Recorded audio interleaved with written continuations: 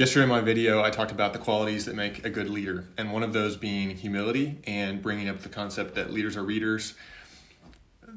It's important to be able to challenge your beliefs and be willing to admit you're wrong, be willing to develop and change those things along the way.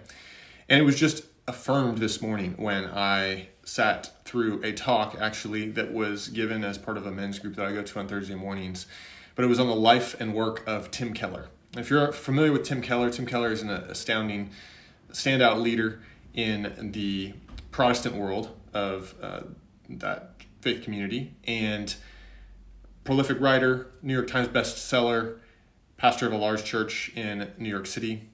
Very, very astute man of influence in our generation.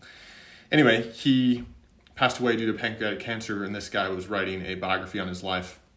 A lot of details you don't need to know there. I'm getting to the point. The point is, he was a leader who embodied this idea of both keeping the core of his beliefs intact, standing firm for what he believed to be true, and yet having the humility to accept new ideas, fresh ideas, to develop and expand on his mind, to develop and expand on his current beliefs.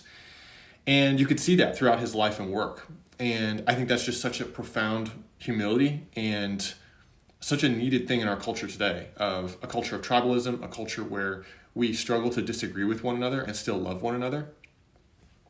Our relationships are so intellectually based where we realize that I think the default so often is if we don't agree with somebody, we can't be in communion or we can't be in love, like in a love relationship with someone. We can't show empathy or show kindness or show a listening ear to a person who we may not agree with.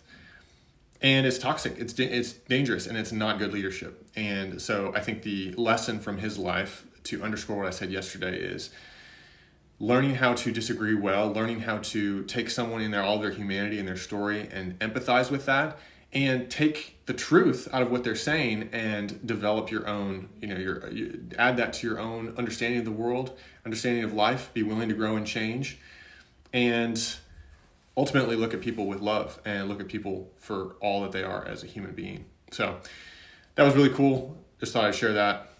I'll see you tomorrow.